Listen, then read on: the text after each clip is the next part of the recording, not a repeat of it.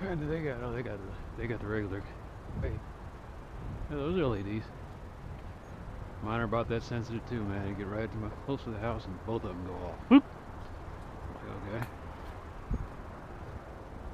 So I got the front sides and back covered. I got the system hooked into the internet. So I can get an alert.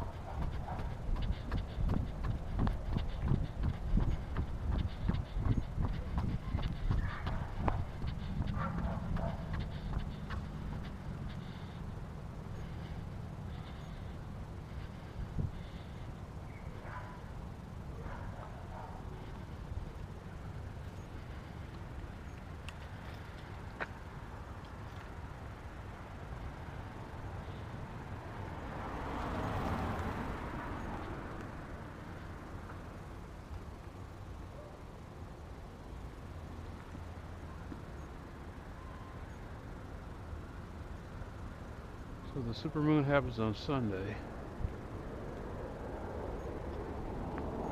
I'm not going to be working out, so I'm not going to see it. I caught the last one.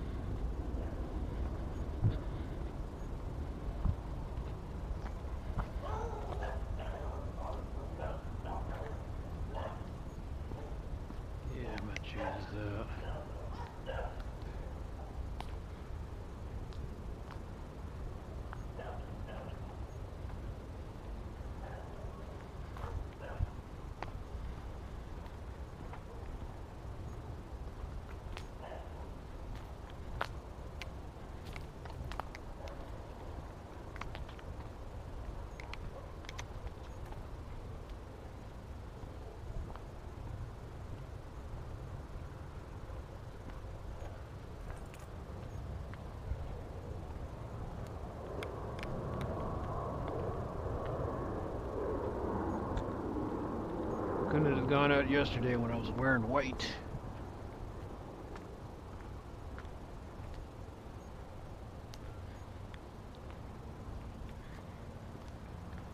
Oh well.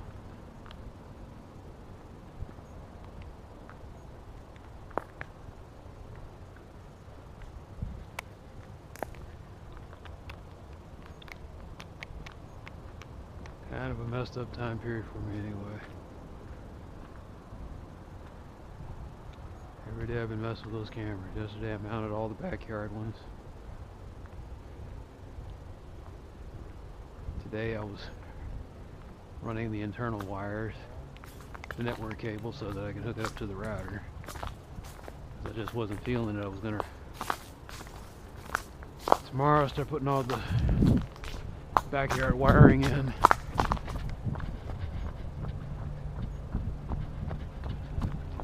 And then Friday, if I'm in a good enough mood, I'll just start doing the tidying up.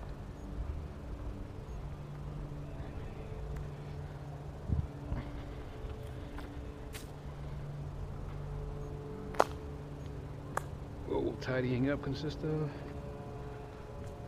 Mostly just pulling the zip ties tighter, clipping them, and waterproofing the connections.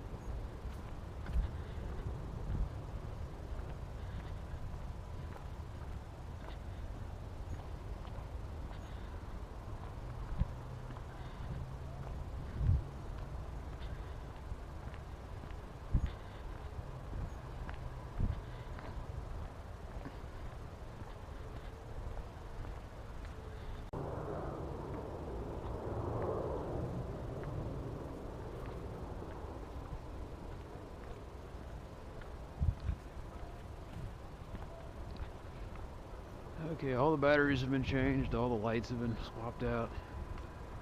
So I've got 6 hours of illumination. And 3 hours of recording time, recording charge.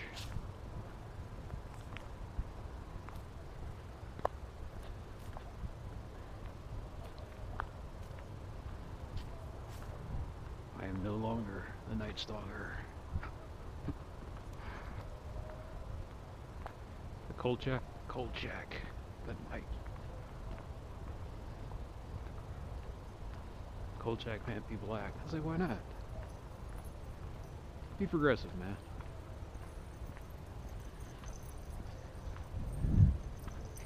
Hi. Hey.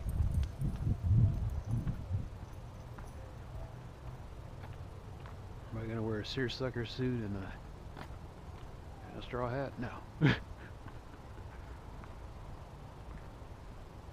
I think they should redo Kolchak, but they don't necessarily have to do it with the same suit and the same everything.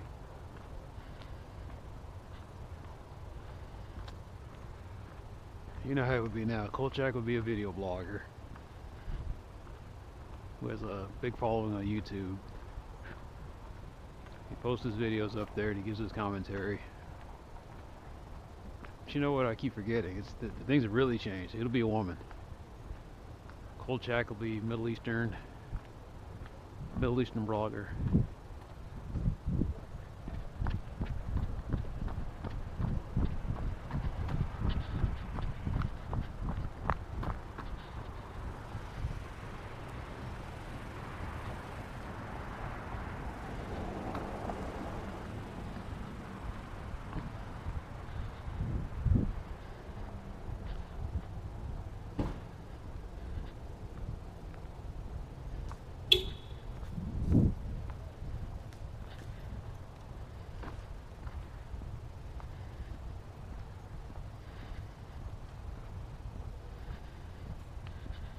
It could work though. Not Middle Eastern. That's been done to death.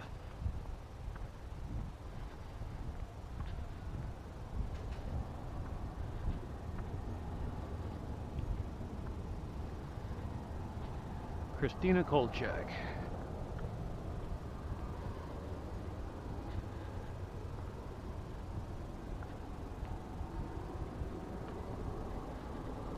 I'm just laughing. They could do it.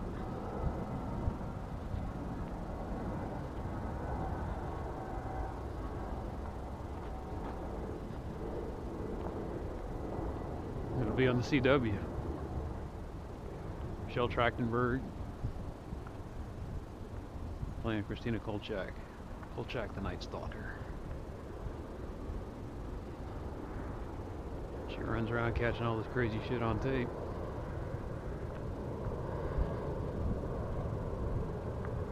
She'll be on there and they'll have a few guest stars with the with her old Buffy crew showing up. Wherever the Buffy crew shows up, the Firefly crew is going to show up.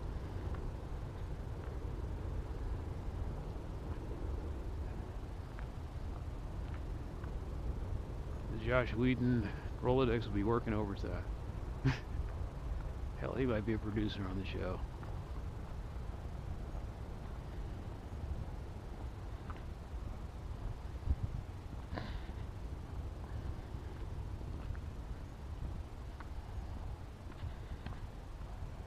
I make jokes, but I got a feeling.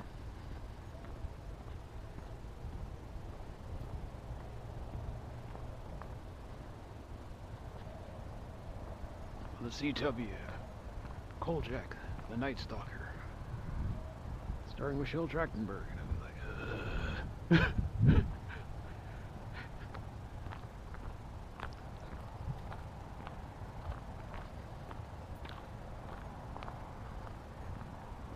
Does that make me some form of ist? Nah, it's just that I got used to seeing the old ones with Gavin McLeod, and some of those fanboys and purists wanted to be the same thing, and I was like, you can't make it the same thing. It was the 1970s, and Carl Kolchak was supposed to be of an era. He was a throwback to an era while that was going on in the 70s. But the environment's completely changed. Nobody wears suits anymore. There aren't really any small independent news agencies anymore. They're all big giant corporate conglomerates. And whereas Kolchak was kind of like a loosely affiliated freelancer with his little ragtag paper, now they would be a full-on freelancer for a blogger or whatnot.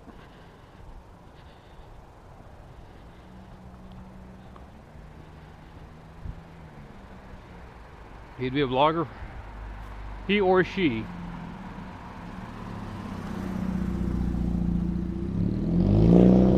He or she would be a vlogger for the, for like the HuffPo or something.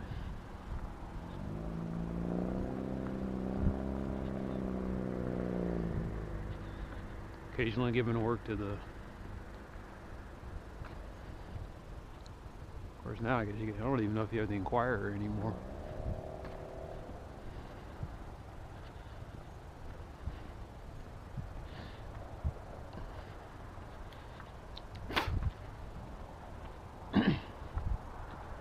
It might still be Carl Kolchak. It's just Carlina. That could be. That could happen. Make her Hispanic. America Ferrera is Kolchak the Night Stalker. Yeah, it could work.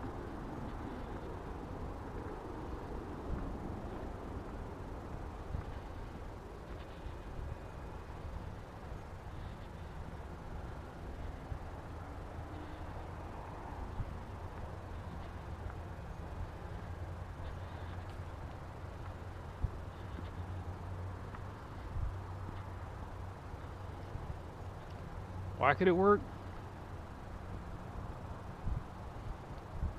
Well, a lot of Latin America now, it was just like a lot of immigrants came from different parts of Europe and started settling in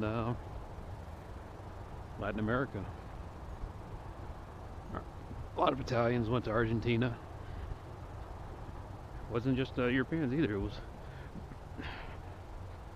you got Germans in Venezuela, Italians in Argentina, and some Germans there as well. Germans in Mexico, Germans in, or excuse me, Polish in Mexico, like Louis C.Clay. C.Clay's family came from Poland,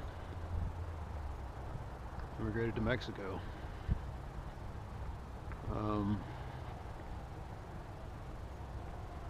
She can go different ways with it.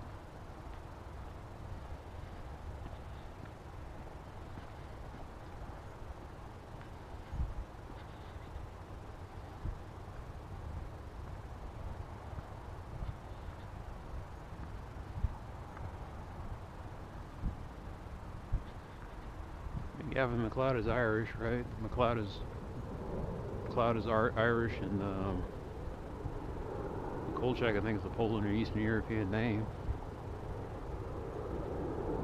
You can make it work.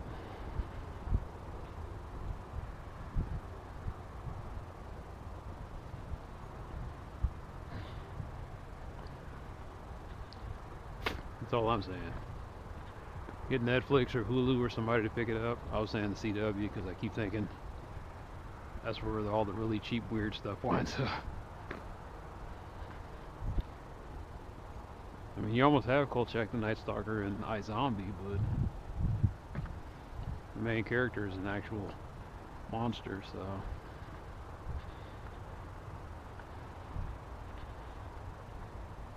No other supernatural creature is going to show up in iZombie.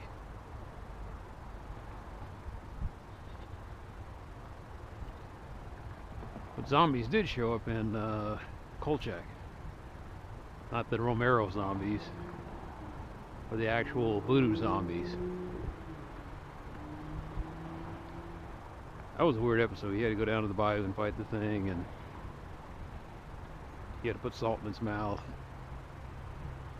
to purify it and to keep it from being usable again.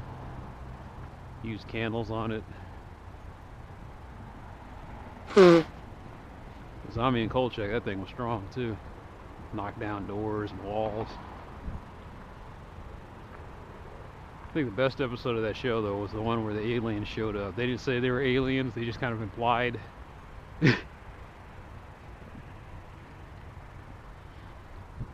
Some creature showed up and took a vault full of rare metal.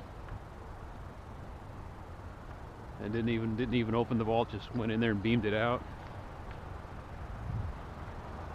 I can't even remember how Kolchak fought those guys, because they never actually show the aliens. They would do their little beaming machine, and then I think they were pure energy.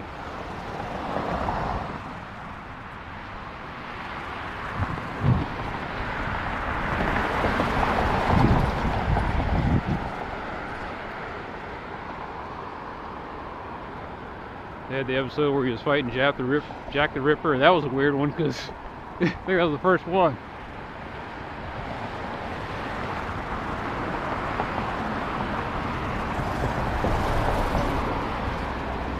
The police are just pumping rounds into Jack the Ripper, and Jack the Ripper just didn't even flinch.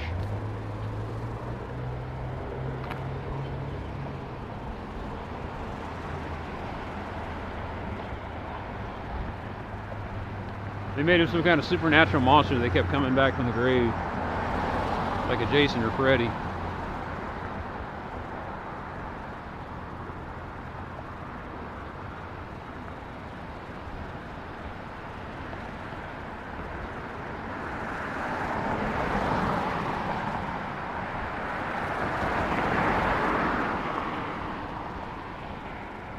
What did I really love about Kolchak Night Star?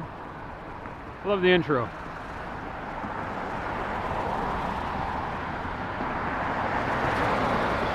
It's about 1 minute long, but it's memorable.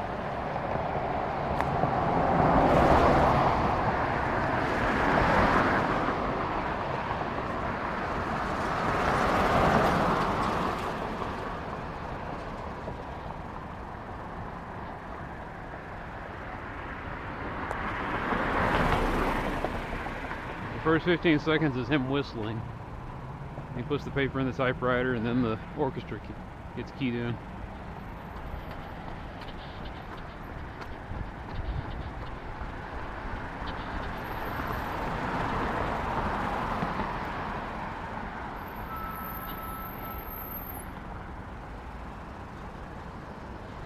Carl Kolchak looked old school, but he had new school devices. He had a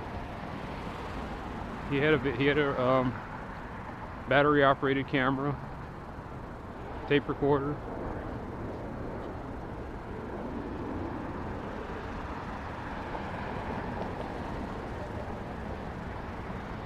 Something else he was using. He used all these high-tech gadgets.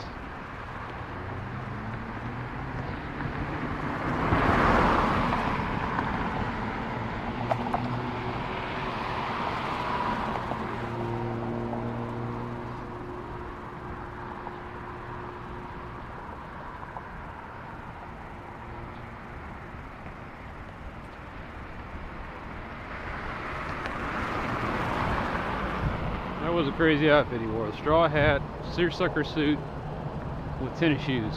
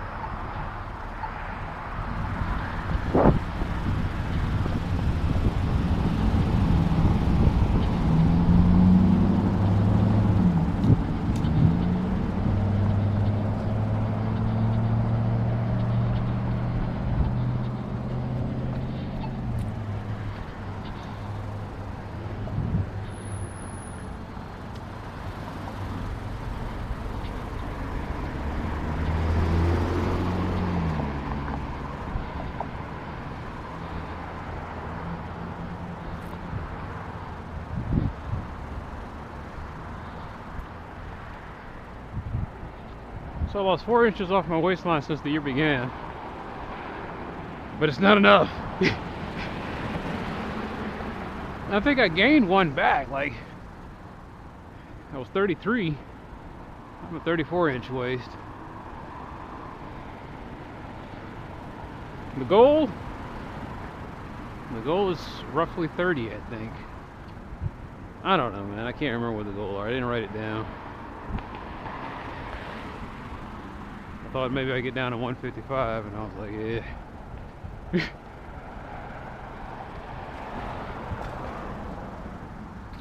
180.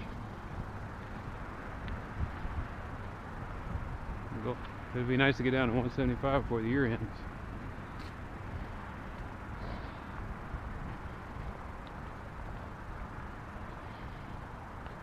But the camera project kind of is messing me up. I'm only going to do 5 reps on the hills here, because I don't want to be stuck out here too late. Probably get away with it though. I don't want to push my luck.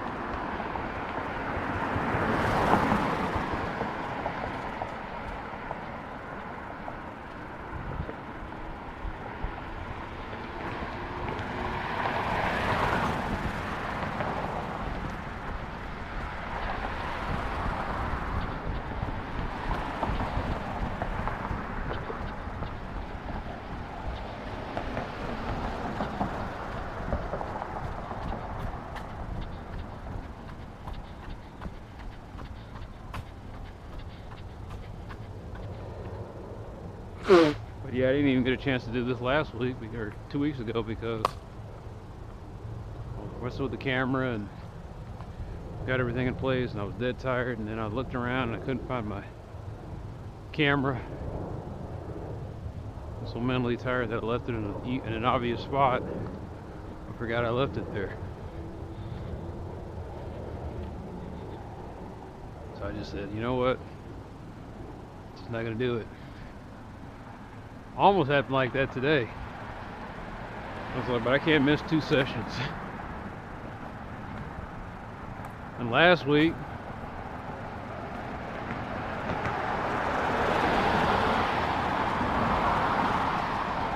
once again, I'm tired. And then go up there and try to do sprints, and that just wasn't feeling on the sprints. Got a late start there. Was that the day before Thanksgiving? Yeah, it was the day before Thanksgiving. And cousin died. That was just a mess. Tired, death in the family. Messing with the cameras. Then I thought I lost the battery, and it turns out I never even took the battery with me.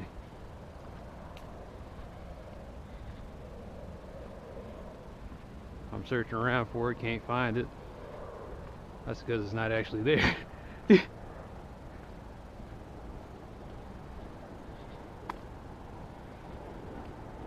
So we're going to end November with a whimper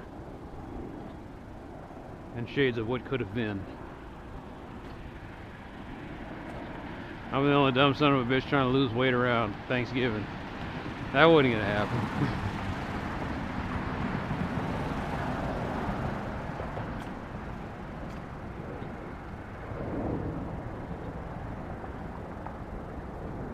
And it's not just because people eat a lot over the holidays, it's because everything just, your body starts to slow down. It's the end of the year, everything's getting cooler. It's getting darker sooner. So minor circadian rhythms have just been.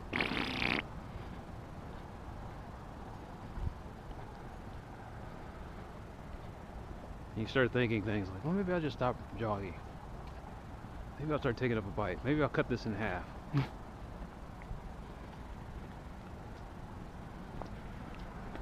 Same thing about cutting out Saturday.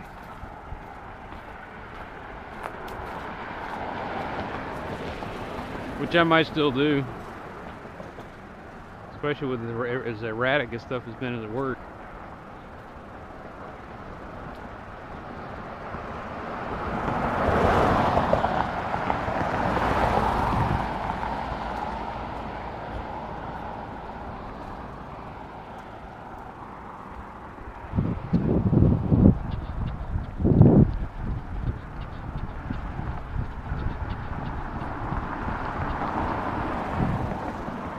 But at the end of the day, I'm going to have the camera project done and take a little break before I start my new project.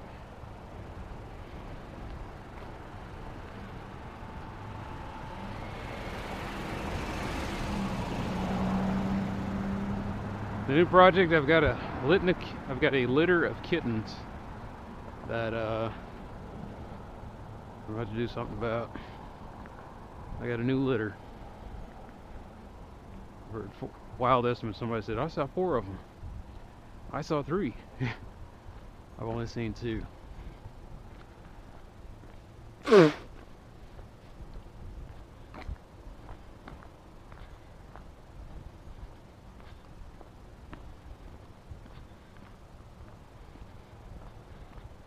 trying to figure out when they were born.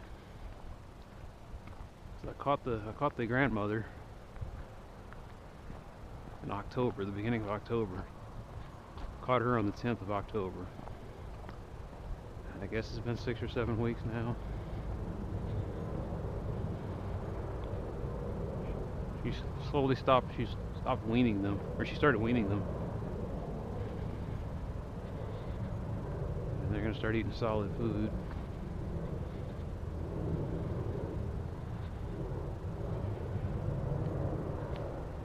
She's trying to get him to socialize with the older cats. I mean, it's just a matter of time before I just have to sit there and trap them. 'Cause I don't think I'll be able to.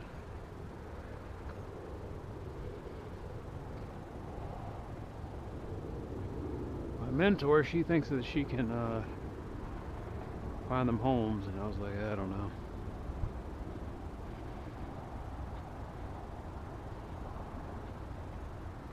So I sent her a bunch of photos today of what they look like. She was trying to get the age and see if she can find someone to adopt them out. And I got a feeling the consensus is, can't we get her a better picture?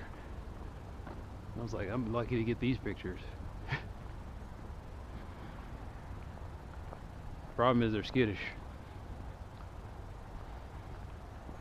They're skittish and fast. When they see me approaching, or they see any human being approaching, they phew.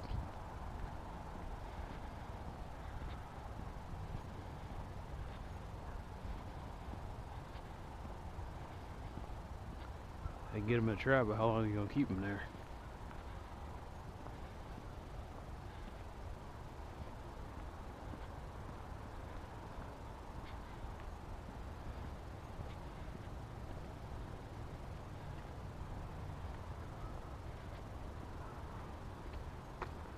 If cats are good luck, then I've got a ton of good luck. Literally a ton. No, probably about 250 pounds of luck. Well, let's make that 125 pounds.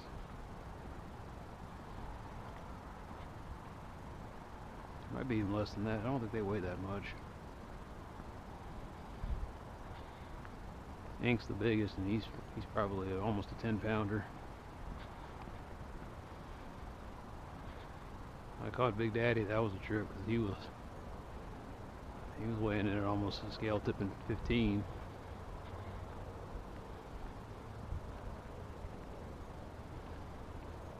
Big Daddy was funny too, man. I caught him. He didn't make a noise. He never meowed. He never thrashed in the cage. It's like he was ready.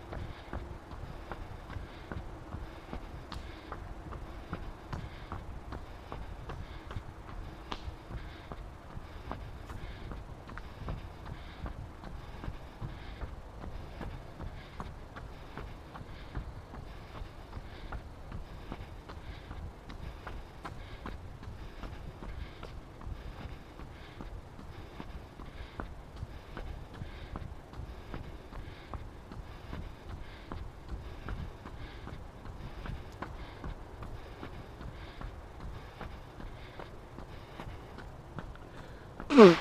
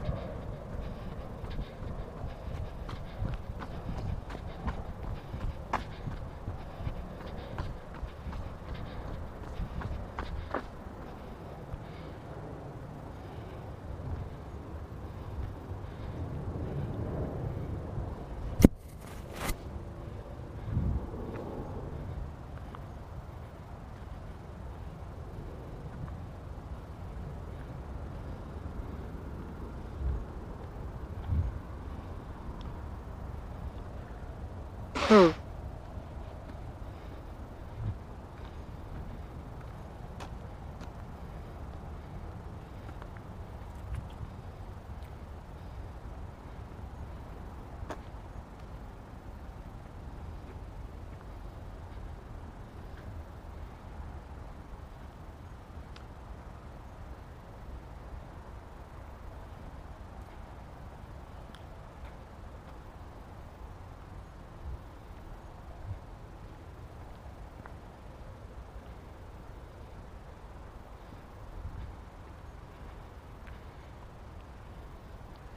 knew I could do 10 right around the second rep. I said nobody's messing with me. I feel good. So I just did the whole thing like I was supposed to. Probably would have done 5 more if I didn't. I need to accept the fact that I missed last time. There's nothing I can do to make up for it.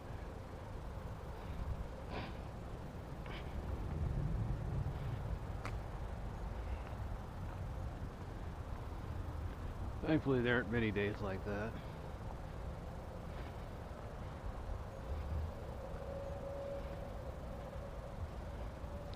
Still, when you got a goal in mind for the end of the year, it makes it tougher. Last week I cut short. The week before I completely missed. Thanksgiving, I pigged out. And it's just... I'm having a conversation with someone, there's a pecan pie in front of me, and every time I look there's a spoon going in it.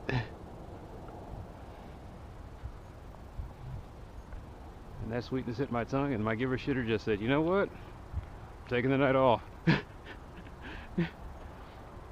Call me on Friday. Alright, give a shitter.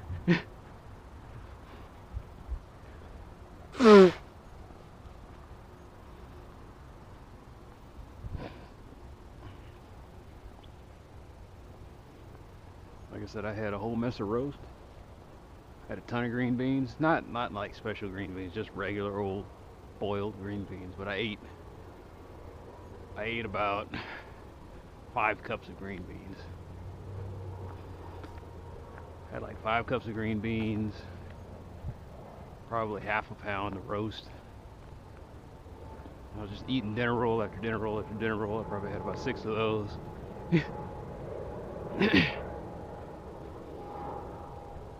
And I chased it all down with a slice of cake. I was sampling everybody's desserts. I had a spoonful of everybody's dessert. Not a slice of cake, but just, you know, like a little spoon. So I had a spoonful of everything. And the pecan pie, I just worked it over. Oh, and then I had a handful of cookies. So probably, what, 3,000 calories easily.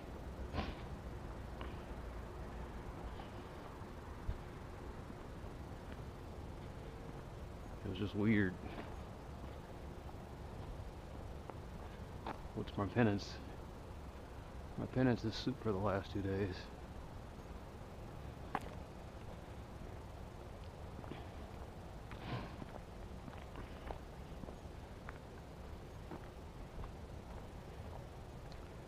Soup and stuffing. Cheap canned soup.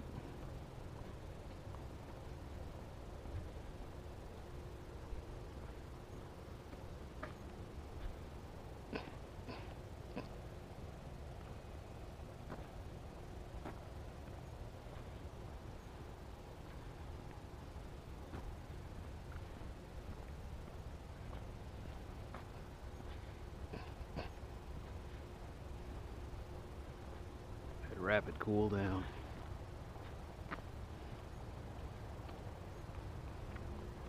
Like it might be 51 degrees out here, it might be 49. My body gets down to 46. Thinks it's 46.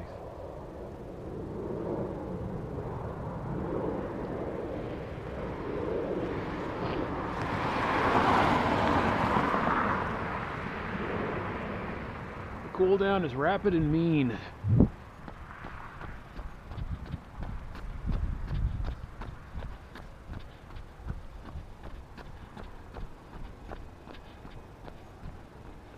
I'm sure there's some guy who studies physiology who could explain why, after you've done like extensive cardio or intense cardio, your body's temperature just plummets.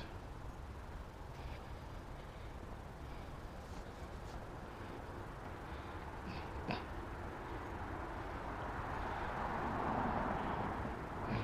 think my blood pressure does too. Like everything just goes down.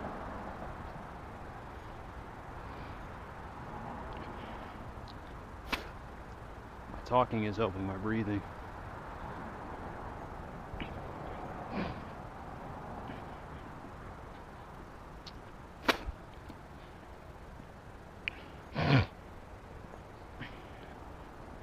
It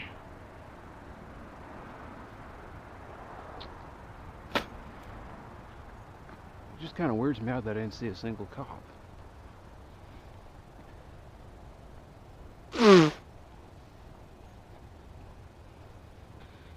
Pumpkin spice. 'Tis the season.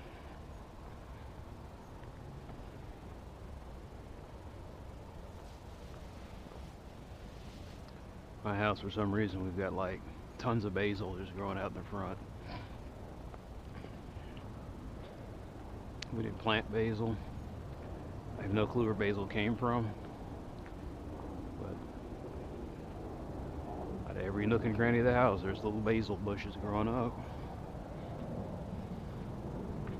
Mom tore out one of them, threw it away, and then even more basil grew in its place. So I think she learned a valuable lesson that day. My brother comes over, he takes some. Solicitors who come by the house and know what it is, Mexican solicitors especially, take some.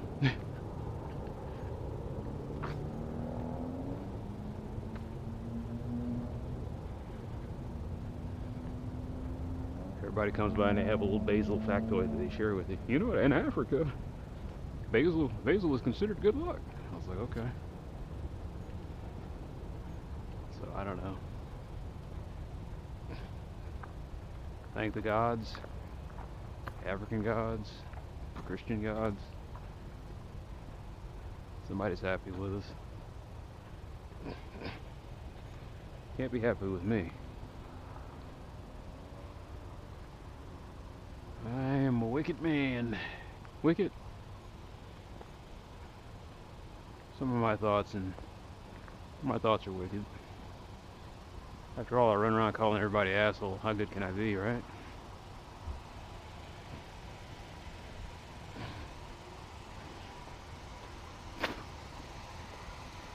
And then there's my perversions. Perversions that you hope never hit the light of day, but if they do, you hope you're strong enough to endure what happens after you've acknowledged them.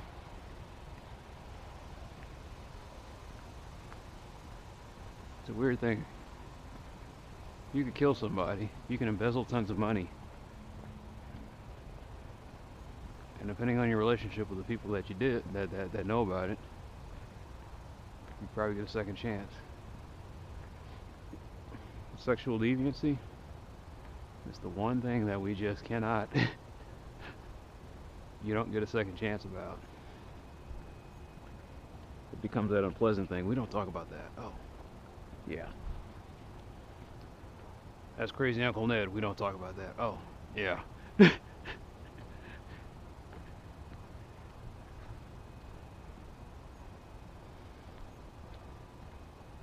It's brazen Uncle Ted killed a man over a matter of $42 and got the judge to bring it down to manslaughter.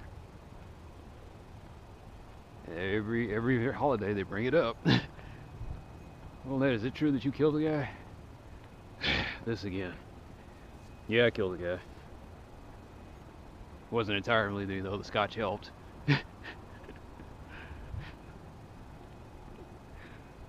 And he starts telling the story about how he drew down on some poor bastard who had the misfortune of telling or not being penitive over the matter of the $42 that he owed your uncle.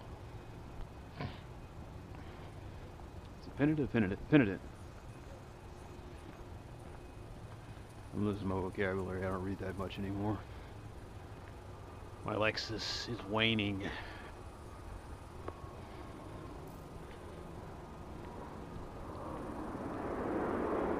A Nigerian fella had to teach me that word.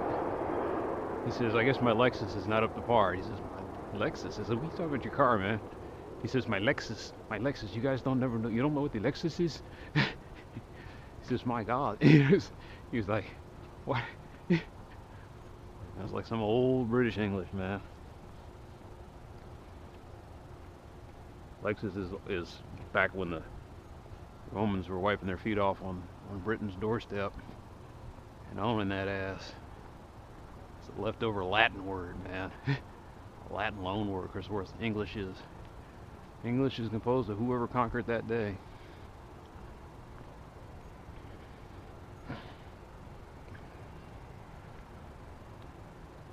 I can't help but be impressed by the English. It ain't like the French, man. Everybody crushed the French, and the French are still the French. But the English for the early part of their history got crushed by everybody. And they adapted, assimilated, and made it a part of them. An unbreakable spirit.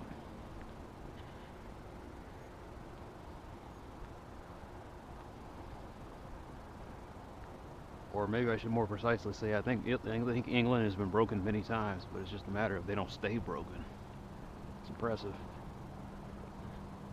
Japanese are kind of like that too. They've been broken. They were almost broken, and then the rest of the world came in there and just said, hey. They got broke twice, actually. They got broke when Admiral Perry showed up and said, "Let us enter, I'll blow those fucking doors off." And the second time around in World War II.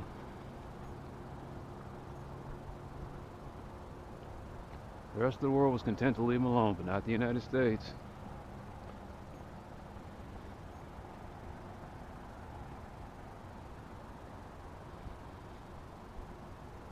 Japan would have, if it was like a school drama, like I said, I always say it's a school drama, and all the countries are girls, or at least most of them are girls.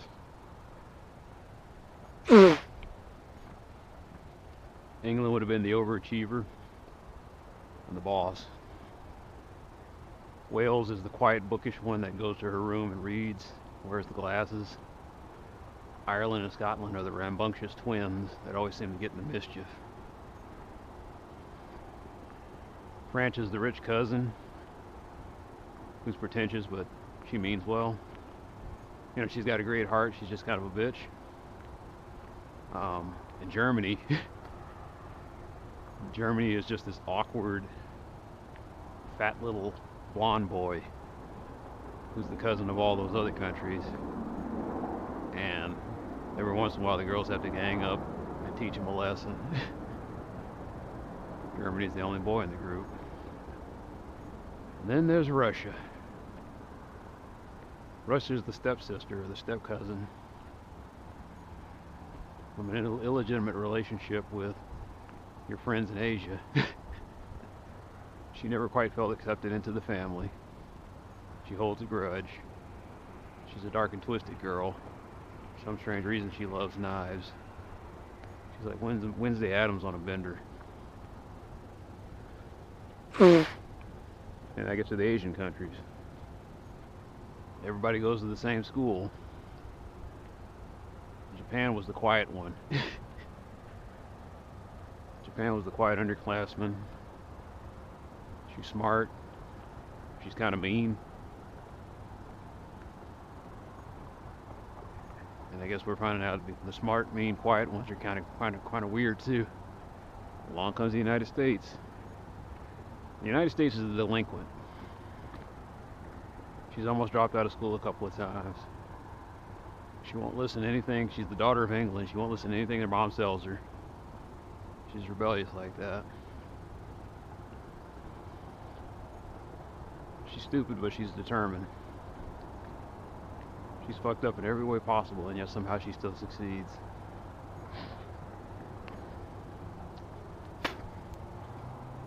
She decided, and she got it in her head that one day she was going to start talking to Japan. Japan didn't want any part of it. And the Lincoln girl said, "Oh, really?" They came to blows a few times. And the Lincoln respected the bookish, the quiet, reserved girl,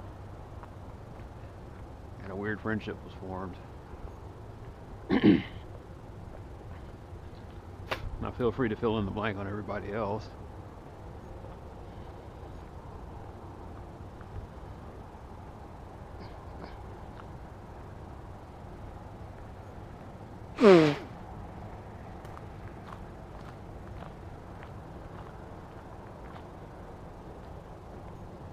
I can't think of what other country besides Germany is male. Maybe Canada, but Canada seems more female than anything. Maybe Quebec. Quebec seems like a man country. The pretentious French son that doesn't really talk all that much to his mother, that doesn't get along with his cousin Canada, or his sister Canada. I guess it'd be his sister, right?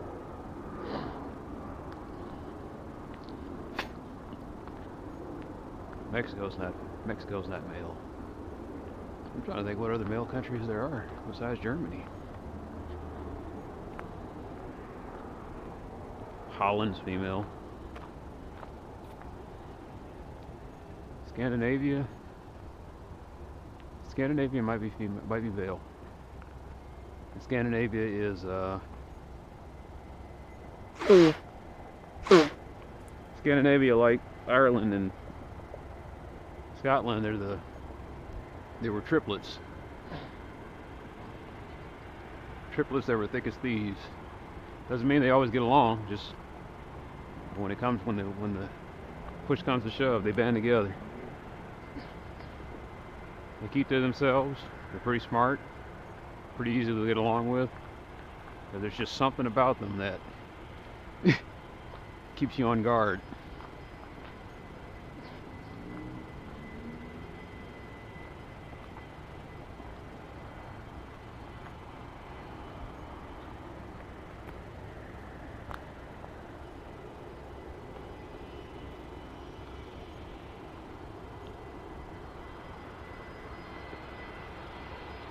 Are the Scandinavians thieves? No. Let's put that to rest for once and for all. Let me tell you what Scandinavia had. Scandinavia had biker gangs before biker gangs had bikes. The Vikings did not represent all of Scandinavia. The Vikings were the dudes who basically got their asses kicked out of Scandinavia. They said, "Look, man, we can't deal with y'all. We're farmers. We're tough. You guys are just a little too tough. You need to go somewhere else and find something to do with yourselves."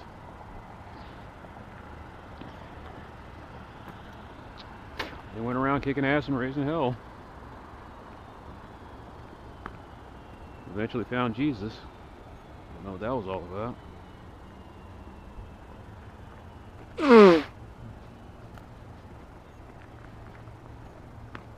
Like I said, there may not be a Messiah. There may not be a God.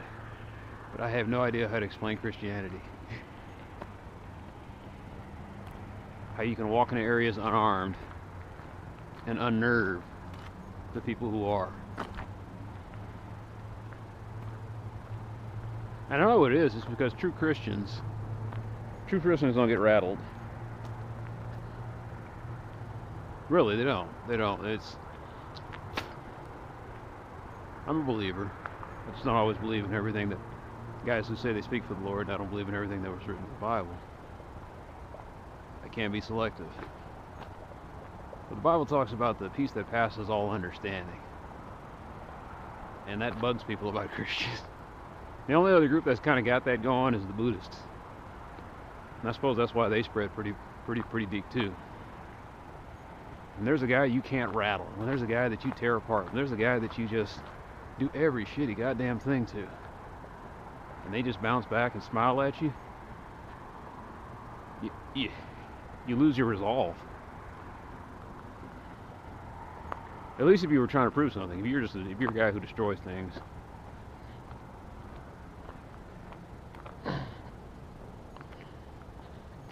You just destroy them. And the problem is you keep destroying them, and then everybody says, hey, the destroyer, we're kind of tired of you picking on the Christians. It's about time somebody stood up to you. And then the destroyer's like, oh shit. Problem with being a destroyer is it turns back on you. You destroy people, and one day you get destroyed. It's a weird reflexive property of destruction. It has a bad habit of turning on its owner, or its user, since no one really owns destruction. They just rent it from time to time.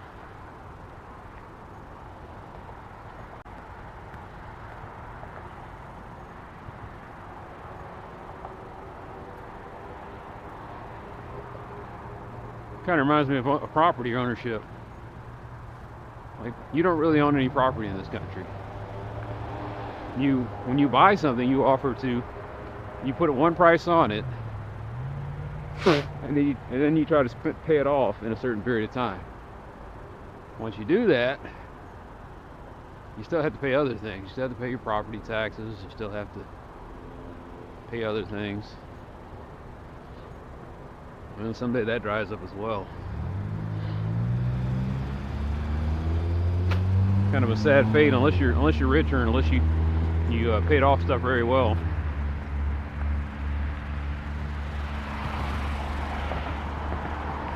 The bottom line, stay in debt.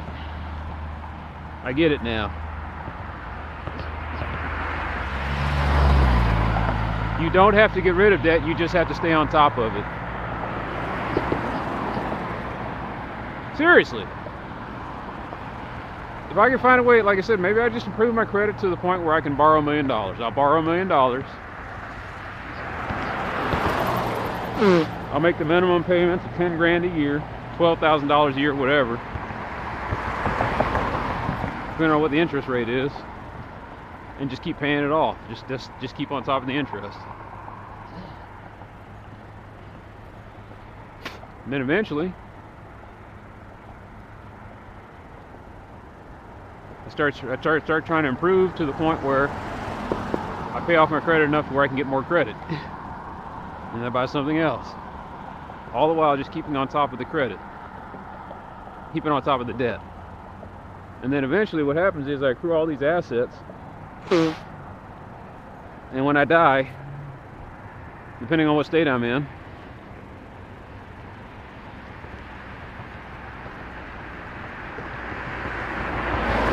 depending on what state it is, I give it all to a beneficiary.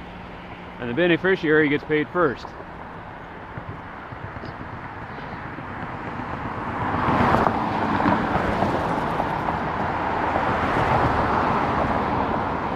And then whatever's left over, the creditors might get. Maybe. They might get nothing.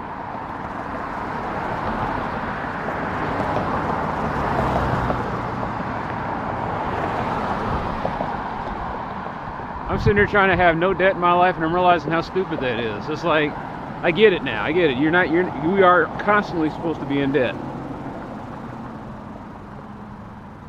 We're not supposed to be, but you can constantly be in debt, just as long as you keep on top of it. Not a good idea with the student loans, because Uncle Sam's going to get his. And that's what needs to change. Uncle Sam needs to take it on the chin a few times. Need to make it like, look, if you don't pay off your student loans in 20 years,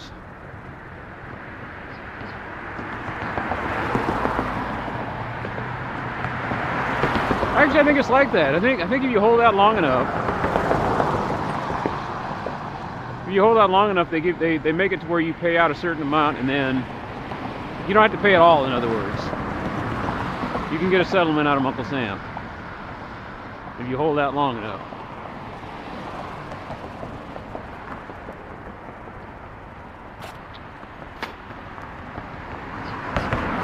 But you want to make sure that the money you're borrowing is something that has a low interest rate. Don't do that shit with credit cards. Credit cards, that's a racket. What you should always do with a credit card is use it and then pay off the balance every month.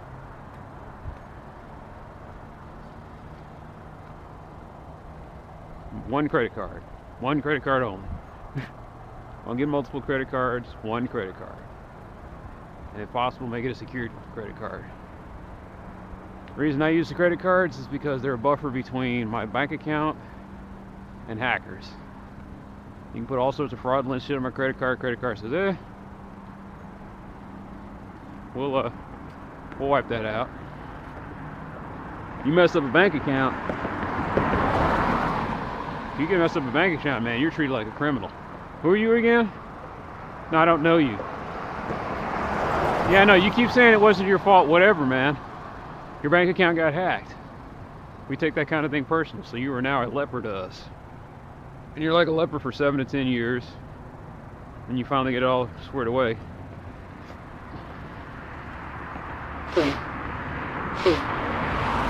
Whereas with a credit card company that has insurance, works a little bit better. I mean, it works a little bit easier, a lot easier. Excuse me.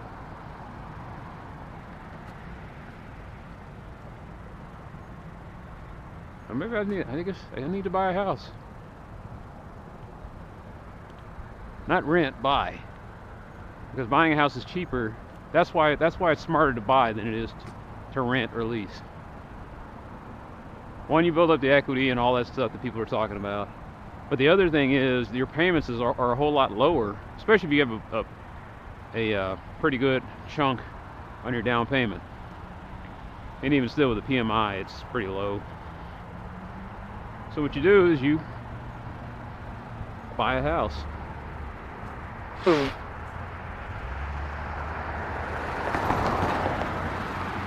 And you keep on top of the payments for about 30, 40 years.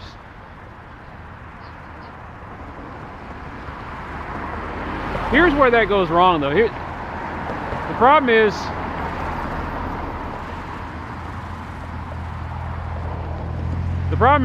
is unforeseen loss of income. So if you're smart, which a lot of people aren't, if you're smart, you buy and then you save up. You just save like a miser. You become Scrooge. Scrooge for 30 or 40 years. And while you're doing that, you're building up this big giant savings account and retirement, whatever. And you build that up and you build that up and you build that up.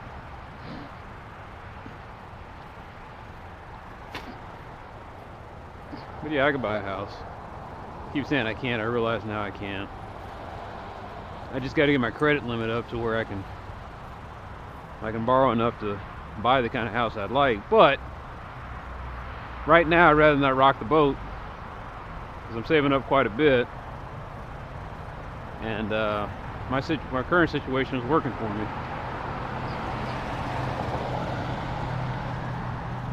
I live at home with mom and dad, and that ain't a bad thing when you consider how much I pay all the bills.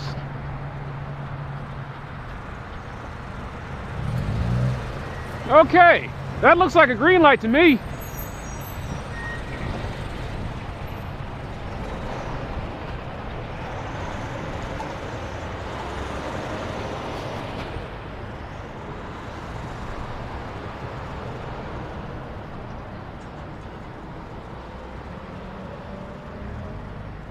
Anyway.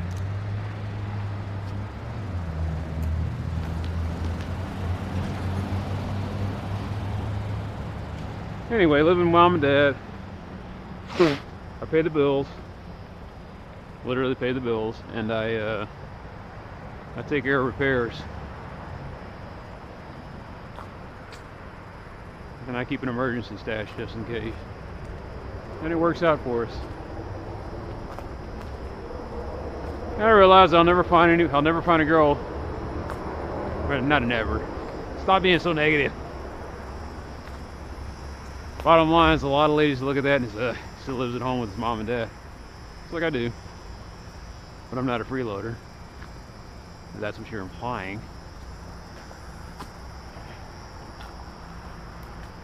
And every day I sit there and I think in my head, I was like, why do you want this? I was like, because it's not that I want it consciously. It's not that I want it. It's not that my superego wants it. It's all id, man. The id has lust just programmed into it. And every day it's like, you got to go out there and chase some tail, man. You got to go get some. I'm like, Id, shut up. So I was like, let me tell you something, Id. So what I've done with the Id is I told it, like, look, you're thinking pleasure when you need to be thinking pain. And that's all I think about is pain. That's to stop me from pursuing.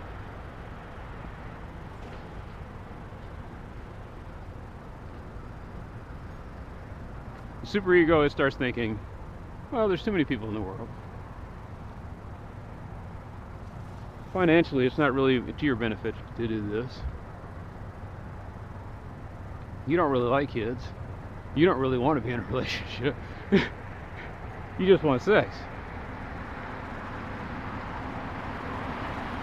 And you've had that and it wasn't very good.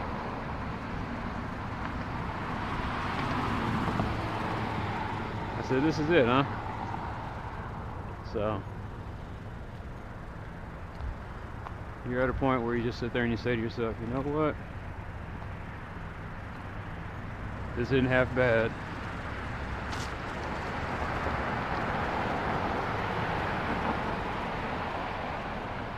There's a hot meal waiting for me. The house is clean. I got plenty to watch. I got all sorts of tasks to keep my mind occupied.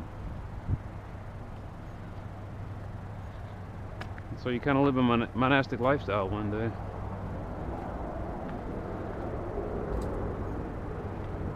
But if you're not planning on having a family, that's when it's not really, it doesn't make sense to invest in a house. What I have been thinking about though is, and keeping in the back burner, is buying some land.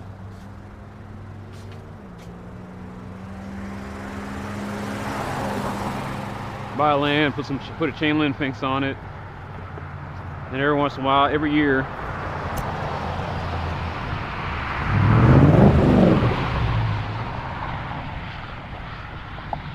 I do a little building project on it.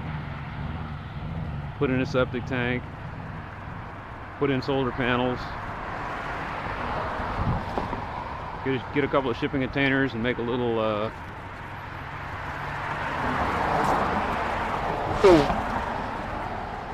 comfortable little shack. A single guy doesn't need a lot of space. Like those apartments they sell in Japan, more than adequate. A tin shed. Tin shed with a kitchen and a bathroom. Some of those places don't even have bathrooms. That's weird.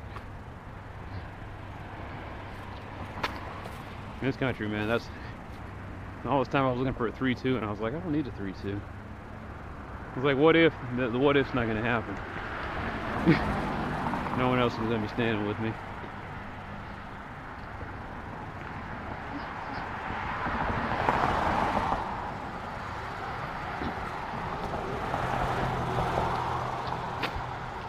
I probably should have bought that condo, but what made me back out of that deal was the homeowners association. $400 a month.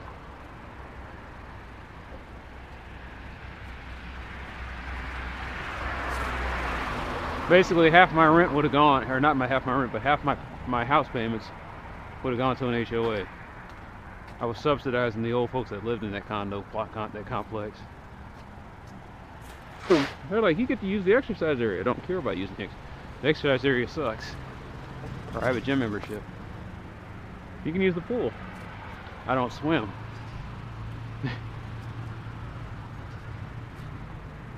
The condo had a washer dryer. That was cool. They were going to throw that in.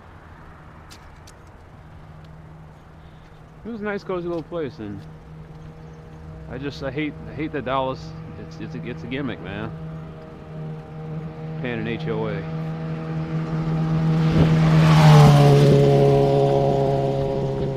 Some places around here it's $350.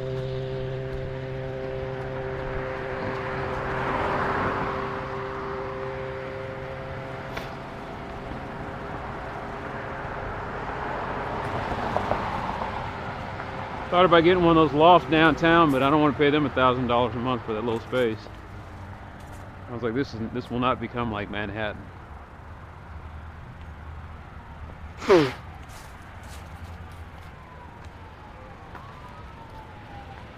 You're not gonna get me to pay $1,000 a month for a sardine can. This is Texas, baby.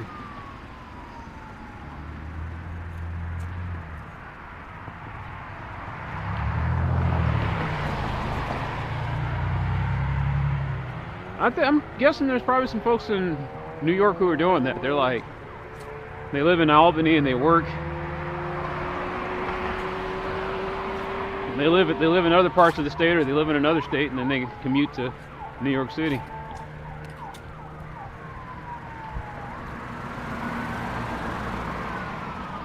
Heard about New Jersey. It seems like a smart thing. Nobody wants to live in New Jersey.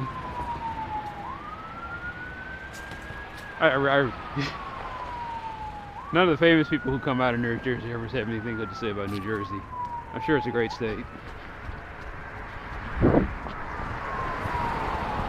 I'm sure it's not the hole that everybody makes it sound like. Philadelphia, not so much. I'm not really sure about them. I think Philadelphia is a hole. That's because I was a Cowboy fan. Yes, it was, huh? Jerry Jones killed that. Gotta wait until he dies.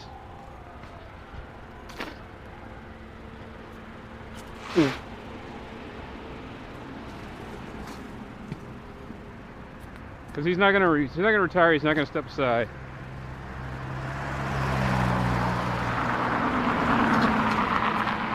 He's just gonna be him. And the best you can hope for is one day it's just that Stalin moment. You walk in the bedroom and he ain't there. He's gone.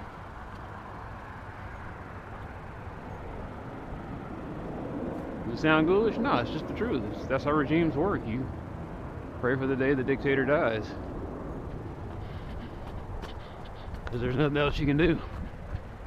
He's dug in.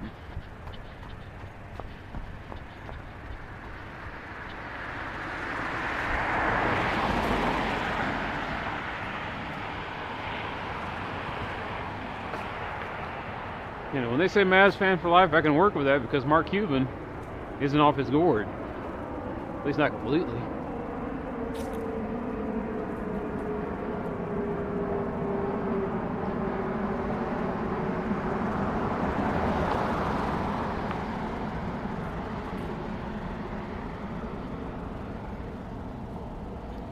Anyway, buy me some land.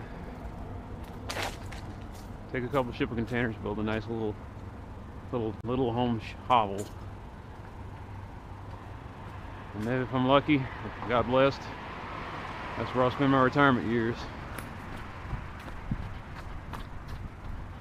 I don't think I'm gonna retire though. I think I'm gonna die working. Kind of the American way. Karoshi is the Japanese.